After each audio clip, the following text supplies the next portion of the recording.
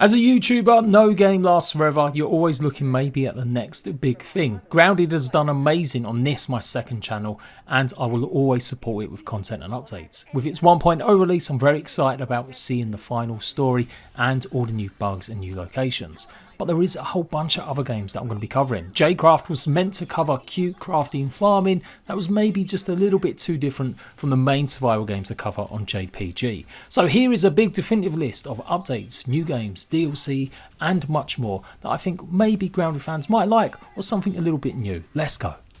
Coming out in July, early access, Monster Outbreak. It's a kind of Don't Starve, but on turbo sort of sugar. You're running around in split screen by looks of things, automating, building a base and defending against a whole plethora of monsters and creatures that want to destroy you. I like the art style, it's cute, it's coming to Steam, hopefully it will come to consoles in the future, so hopefully I'll be checking this out soon.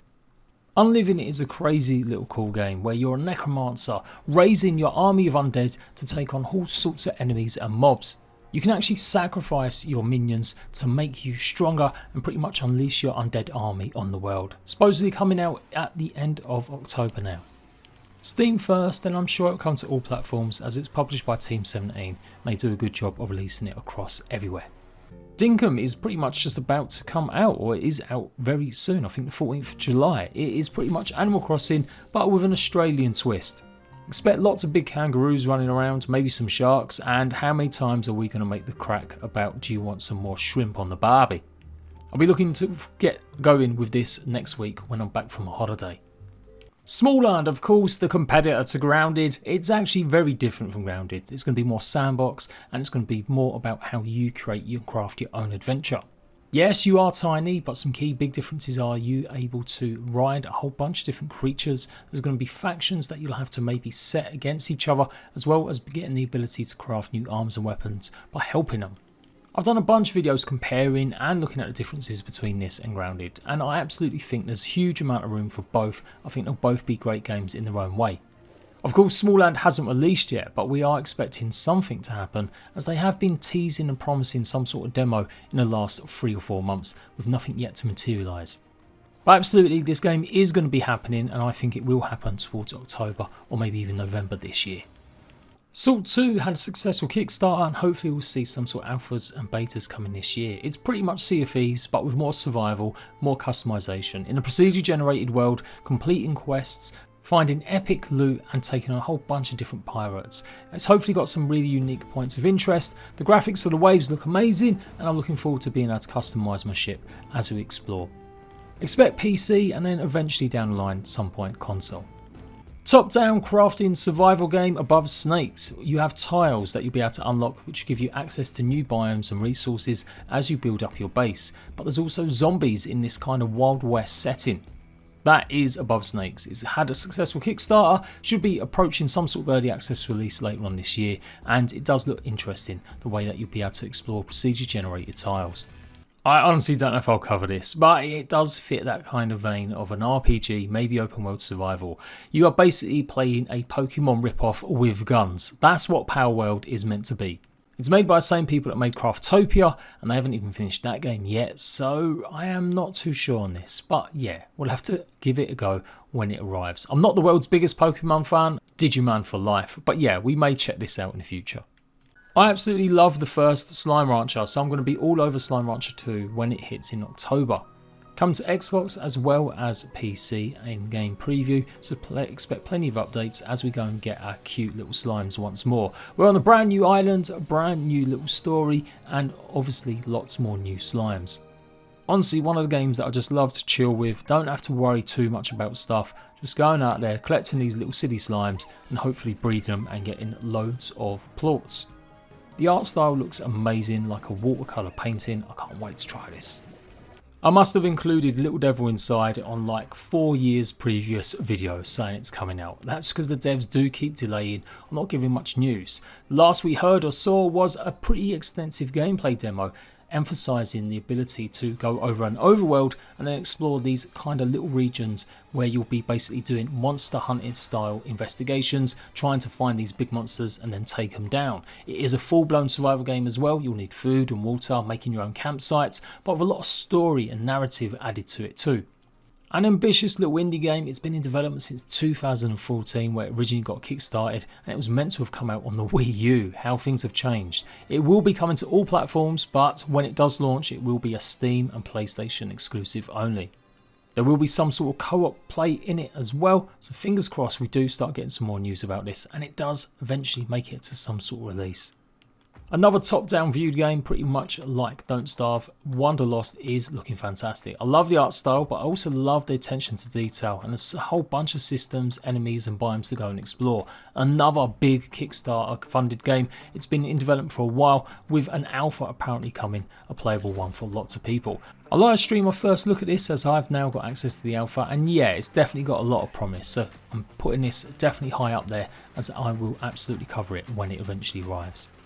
I Am Future is promising to be a bit more of a chilled apocalyptic survival game, where you'll go from roof to roof in a flooded city, gathering new resources, getting new items and of course crafting. It's meant to be a bit more chill. I don't think you're going to be running into millions of zombies in this one. Only recently just got announced. It's published by Tiny Build and it's looking to release at some point later on this year. Reminds me of even more cartoony, maybe chilled experience like Dismantle, and I'll be totally down for that because that's a great little game. Powering up your base and also being able to place it with top-down views and little mini games to start things up. No firm release date other than 2022, I'm definitely going to be covering this one. Aloft is a crafting survival game where you'll be going around from island to island to gather resources. In fact, actually, you can make your island your own personal ship, judging by what I've seen some other YouTubers playing recently. With an emphasis on travelling through the sky and air using all sorts of gliders and more, it's definitely got a unique premise. Does look like it's going to be a co-op focused game, so interesting to see where this comes. It's got an alpha that I think is playable now, and many of these games that have been shown off do have little demos, so you'll find all the links to some of them in the comment section. But yeah, a late entry into this video. I'm definitely going to do a bit more research, but it looks pretty good. The usual stuff, crafting, getting power, and yeah, transforming your island into your ship. Frozen Flame is another one of them that I've been mentioning for years now, and it does look like all their closed alphas and betas are finally heading towards an early access release by the end of the year.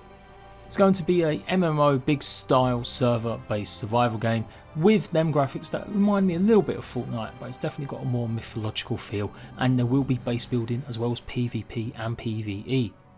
Quests involve crafting. I think it's come on leaps and bounds by the looks of things since I last checked it out. So Frozen Flame, Steam release, and I do believe they've got plans to bring it to console in the future too.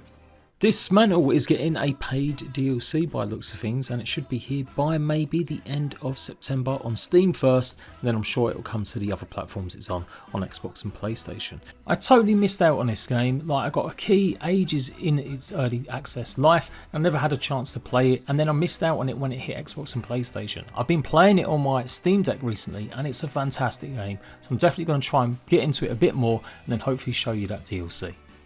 Of course, I am going to mention Grounded a little bit more. I will be covering the 1.0, and I will always cover the updates going forward after that, but there is life after Grounded, as I've hopefully been showing you. That said, super excited about what's going to happen with the story, how many new bugs we'll face, new armour, new weapons, new ways to play, mechanics, and so much more. One of the best survival games in early access in the last few years. I'm going to be hyping this up as much as possible. Can't wait to give the 1.0 run a proper playtime. Coming in September, still no firm release date, but I'll be all over this eventually when we do get that big news. Lens Island did okay for me on this second channel. It's one of the first games that I really covered, and it's an interesting take on top-down survival. They definitely had some little updates going into it, but the big one is coming in November apparently, 2.0. So fingers crossed it will be good, and hopefully I might get a chance to revisit it. Palea might release this year. We still haven't heard too much about it. It's a kind of survival crafting open world cozy game with a colourful art style. With a big focus on helping each other out in PvE activities and base building decoration, it could be something to chill with. No firm release dates at all, but I'm hoping it might be towards the end of this year. Scrap Mechanic's been having some more updates. They just added challenge mode, and I'm looking forward to seeing what more they're going to do with survival. It's kind of been a bit everywhere, this game. It's been in early access such a long time. There's been a big huge amount of time between updates, and the survival update just wasn't amazing. There was still a lot of balancing to be done. So I'm hoping that changes will be made to it. They've got a new tutorial for it as well, and we'll see more conclusion of the story and hopefully a 1.0 release, but probably not until next year. Of course, Core Keeper is going to continue with its updates. We just had the Sunken Sea, which I did show off a little bit, but as ever, time's always my enemy. But it was great. A new location, new biome, running around the sea in boats and ships, and a whole plethora of new bosses. Plethora's definitely got to be one of my favourite words lately. I absolutely love Core Keeper, addictive as hell, and I definitely want to keep following it and showing off the updates as we get them. Coming out of almost nowhere, Return to Moria could be the Deep Rock Galactic Lord of the Rings crossover you didn't know you needed. This is going to be a big co-op player game, procedurally generated maps where you're basically mining underground like a good dwarf ought to. Set after the events of the movies and books, you are returning to Moria to return it to its former glories. You're going to have to take out plenty of orcs and maybe other creatures as you gather new ores, resources, refine, craft new weapons, upgrades and more. Expect loads of freeform base building, exploration of up to 3 different unique locations set within procedurally generated universe, and like I said, crafting and building and getting new weapons and armor sets to take on them bad guys. This is published by North Beach Games and it's going to be coming to the Epic Games Store first at some point in early 2023. Still debating whether to put this on this channel or the main, you guys let me know. But yeah, I definitely am going to be covering this somewhere. If that's all a bit too much, how about a bit more chilled survival experience? In fact, this is more of a farming sim than an actual full-blown survival, but I'll be covering it on my second channel, Bitcraft. Lightyear Frontier is coming to Xbox and Steam again. It's a big time to be an Xbox player, as you can realise you're getting the majority of the survival games coming to your platform first or exclusively. This game is very early, still in alpha at the moment, pretty much Stardew Valley but with mech robots that you'll be able to get in and out with as you build up your homestead, gather resources, set out your farm and make some friends along the way. It's going to be a co-op game as well. I'm really looking forward to this one. Another game I've been covering for years in list videos, Outpost GLACIER. Started off as a little indie project on itch.io and they're still developing it now. The studio is growing, so it looks like they've got investment. And fingers crossed this co-op kind of factory automation survival game really will take off later on this year. Procedurally generated landscapes with kind of alien-like creatures, and yeah, I definitely feel like it's a really big mix actually between something like Astroneer and a little bit of Satisfactory maybe. As soon as I get news about this, I will be all over it.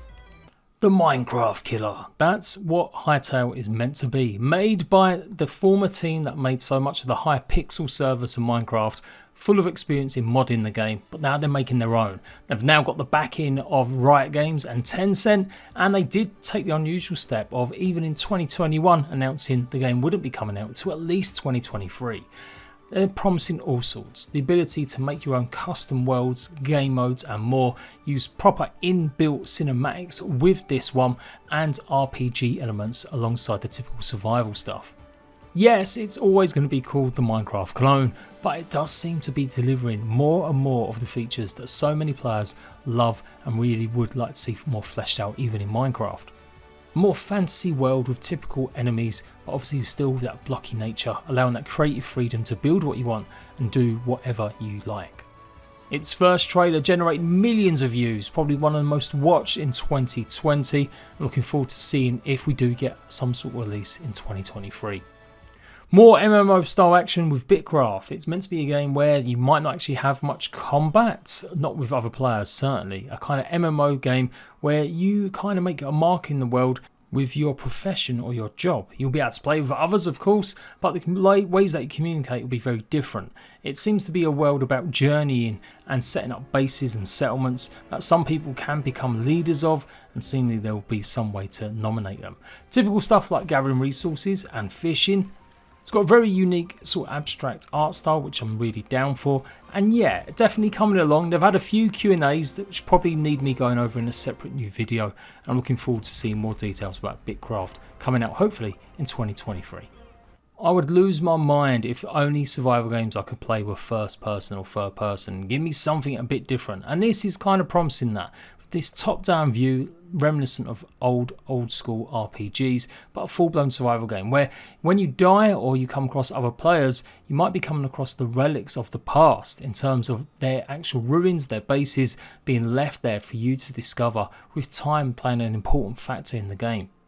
To be honest, lots could have changed. They're a small little team as well again. Been showing this off on the indie circuit for the last couple of years. So fingers crossed we'll get some sort of firm news about early access. But yeah, I like the look of this one. Colourful, unique art style, very different from the rest of the games we've shown.